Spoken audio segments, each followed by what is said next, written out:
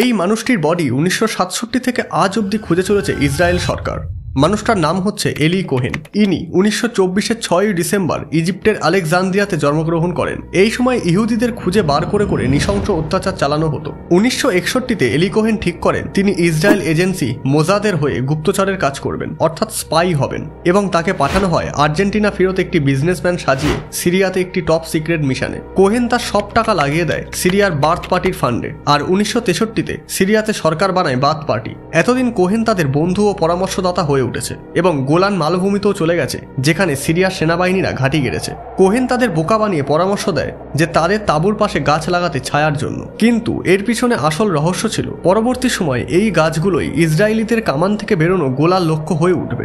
এই অবধি সবই ঠিকঠাক চলছিল কোহেনের, কিন্তু হঠাৎই তার ব্যাড লাক শুরু হয়। 1965-তে সিরিয়া রাশিয়ার সাহায্যে রেডিও ট্র্যাক করে কোহেন ও ইসরায়েল সরকারের কথাবার্তা শুনে ফেলে এবং কোহেনকে গ্রেফতার করে। 1965-তে 18ই মে সিরিয়ার দামাস্কাসে জনসমক্ষে এলি কোহেনকে ফাঁসি দেওয়া হয় এবং সিরিয়ারই কোনো একটি আননোন জায়গায় তার মৃতদেহ কবর দেওয়া হয়। সেই থেকে আজও ইসরায়েল সরকার খুঁজে চলেছে এলি কোহেনের মৃতদেহ, তবে মৃত্যু থামাতে পারেনি তাকে। তার গোয়েন্দা তথ্য 1967 সালে 6 দিনের যুদ্ধে সিরিয়ার বিপক্ষে ইসরায়েলদের জয় নিশ্চিত করে, আর সেই দিনই প্রমাণ হয়েছিল একজন গুপ্তচরও ইতিহাস বদলে দিতে পারে। সেই জন্যই আজ ইসরায়েল কান্ট্রিতে এলি কোহেন একজন ন্যাশনাল হিরো।